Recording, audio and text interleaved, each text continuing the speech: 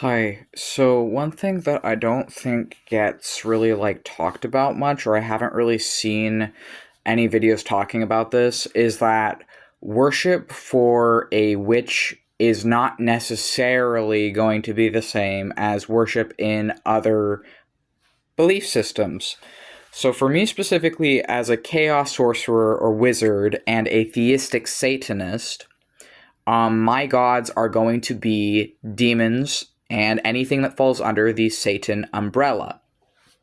And so, for me, as a theistic Satanist and chaos sorcerer, who my means of my magic is chaos sorcery, but the actual entities that I work with are demons. For me, worshiping my gods might look different to how someone of a different faith may worship their gods. So earlier on, I may have done things like pray to my demons and that kind of a thing. But for the most part, I don't really need to do that anymore because most of the entities that I work with are going to be with me very often throughout my week and throughout my day and throughout my month.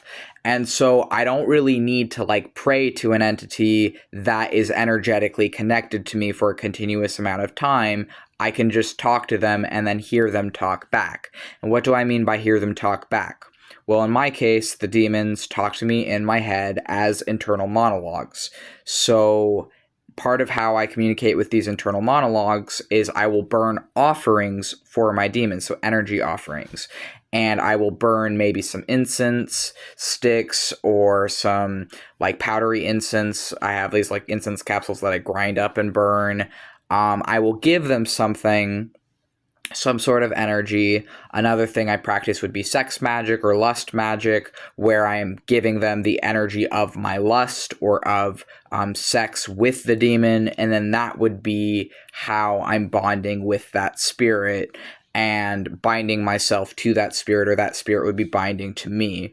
So I don't really need things like prayer or maybe what other people would do to connect to their gods, because that is not really something that is necessary when I can just hear my gods talk to me as an internal monologue.